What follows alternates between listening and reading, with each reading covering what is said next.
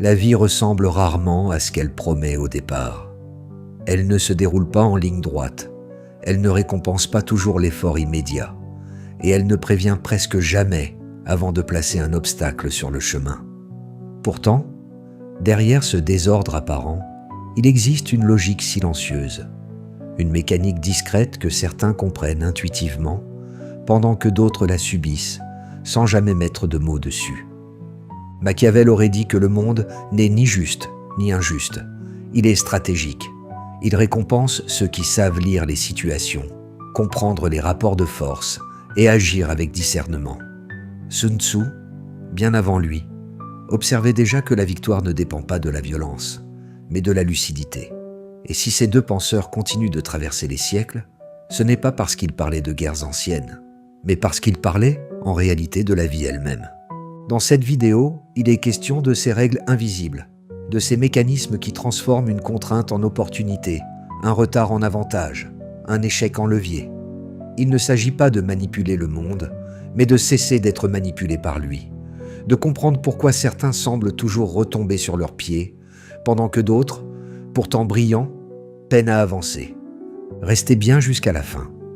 Le dernier mouvement est le plus important, car il révèle comment une simple attitude répétée peut transformer un destin entier. Si ce type de regard stratégique sur la vie vous intéresse, pensez à liker la vidéo, à vous abonner et à partager en commentaire la leçon qui vous parle le plus. Ces contenus s'adressent à ceux qui veulent comprendre les rapports de force invisibles plutôt que les subir. Imaginez maintenant une rivière. Elle avance sans bruit, épouse les formes du terrain, contourne les obstacles. Elle ne cherche jamais à briser la roche de front, et pourtant, à long terme, rien ne lui résiste. Machiavel aurait vu dans cette image une vérité fondamentale. La rigidité donne l'illusion de la force, mais c'est la souplesse qui permet de durer. S'adapter ne signifie pas renoncer. Cela signifie observer, ajuster, transformer, sans se trahir. Ceux qui refusent d'évoluer par orgueil confondent souvent constance et entêtement. Or, dans un monde instable, rester figé revient à reculer. L'adaptabilité est une intelligence du mouvement. Elle permet de changer de forme sans perdre son axe. Dans une carrière, cela peut vouloir dire accepter de revoir sa trajectoire après un revers, apprendre une compétence nouvelle quand l'ancienne s'épuise, ou changer de terrain pour mieux exploiter ses forces. Dans une relation, cela peut signifier ajuster ses attentes, comprendre l'autre sans se nier, trouver un nouvel équilibre. Machiavel aurait insisté sur ce point. Ce n'est pas le plus fort qui survit, mais celui qui sait répondre aux circonstances. Mais s'adapter ne suffit pas, car l'adaptation sans direction devient errance. Sun Tzu rappelait que la bataille est gagnée bien avant le premier affrontement. La préparation est cette force invisible que personne ne célèbre, mais dont tout le monde dépend. Préparer, c'est travailler quand personne ne regarde. C'est anticiper les objections avant qu'elles ne surgissent. C'est penser plusieurs coups à l'avance, pendant que d'autres improvisent. Dans la vie quotidienne, cela prend souvent des formes banales. Préparer un échange difficile, structurer une décision importante, sécuriser l'avenir avant que la crise n'arrive. Machiavel aurait vu dans cette discipline silencieuse une marque de souveraineté intérieure. Celui qui se prépare n'est plus à la merci des événements. Il transforme l'incertitude en terrain connu. Chaque heure investie dans l'anticipation réduit le chaos futur. Mais même préparé, nul ne progresse sans comprendre ce à quoi ou à qui il fait face. L'adversaire n'est pas toujours une personne. Il peut être une peur récurrente, une habitude destructrice, un doute persistant. Sun Tzu affirmait que se connaître et connaître l'autre garantissait la victoire. Observer avant d'agir, écouter avant de répondre, analyser avant de confronter. Dans un environnement professionnel, comprendre les motivations d'un collègue ou d'un concurrent permet d'agir avec finesse plutôt qu'avec brutalité. Dans la sphère personnelle, reconnaître ses propres limites devient une première victoire sur soi-même. Machiavel aurait rappelé que la force brute expose, tandis que la compréhension protège. Celui qui comprend dicte le rythme. Celui qui ignore réagit toujours trop tard. Et parfois, La meilleure action est de ne pas agir du tout. Le silence, dans un monde saturé de bruit, devient une arme redoutable. Ce que vous ne dites pas peut peser plus lourd que ce que vous affirmez. Le silence crée un vide que l'autre cherche instinctivement à combler, souvent à son désavantage. Dans une négociation, une pause maîtrisée déstabilise plus qu'un discours. Dans un conflit, le calme impose un cadre. Machiavel aurait vu dans le silence une démonstration de pouvoir tranquille. Il ne s'agit pas de mutisme, mais de retenue stratégique. Parler moins pour observer plus.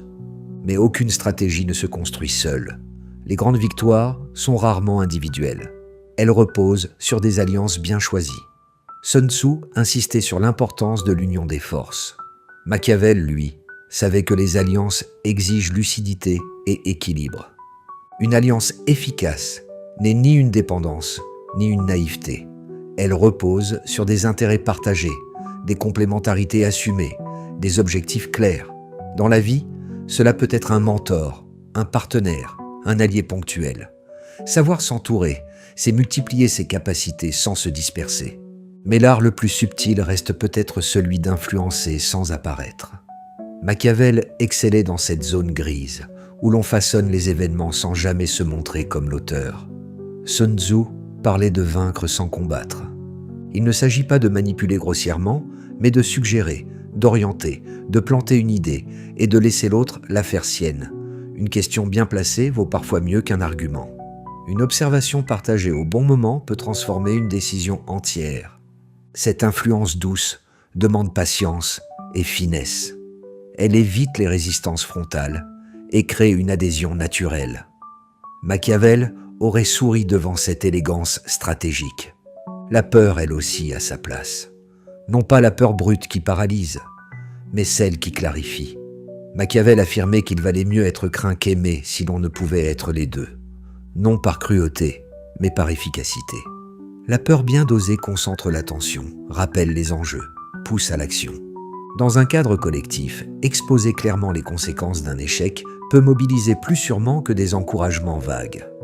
Dans la vie personnelle, reconnaître les risques réels permet de poser des limites saines.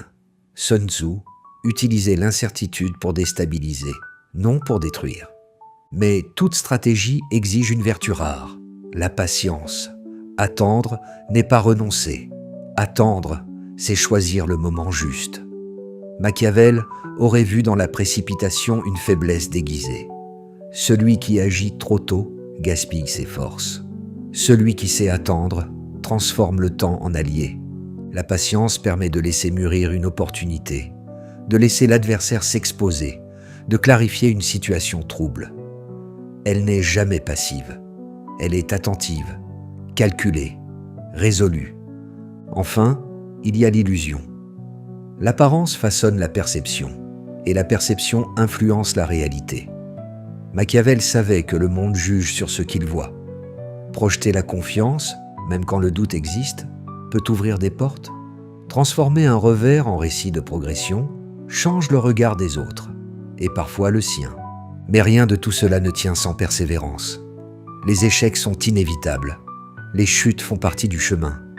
Ce qui distingue ceux qui avancent de ceux qui abandonnent, c'est la capacité à continuer malgré les tempêtes. Sun Tzu voyait dans le chaos une opportunité. Machiavel croyait que la constance finit toujours par fissurer la résistance. Aujourd'hui, une seule leçon suffit. Une seule à appliquer dès maintenant. Peut-être s'adapter là où la rigidité domine. Peut-être préparer ce qui a été trop longtemps repoussé. Peut-être se taire au lieu de réagir. Choisissez-en une. La guerre de la vie ne s'arrête jamais, mais ceux qui en comprennent les règles cessent d'y survivre au hasard. Ils commencent à y avancer avec intention. Enfin, soutenez ce travail si vous le jugez utile. Abonnez-vous, laissez un like, partagez-le à quelqu'un qui en a besoin. Non par réflexe, mais comme un acte stratégique.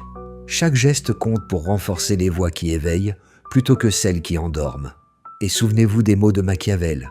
Le pouvoir n'appartient pas à ceux qui écoutent, mais à ceux qui comprennent et agissent.